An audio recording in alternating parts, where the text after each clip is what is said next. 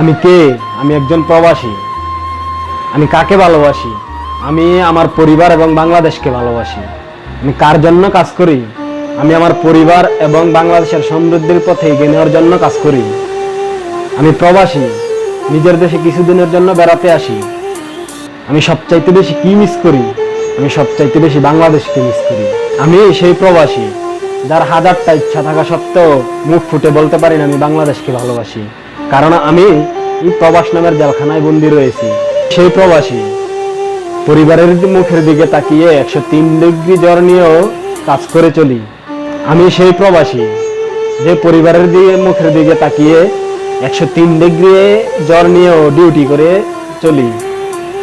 আমি খুশি, কারণ আমি আমার পরিবারের মুখে হাসি ফোটাতে পেরেছি। এক একটা প্রবাসী বাংলার গড়ে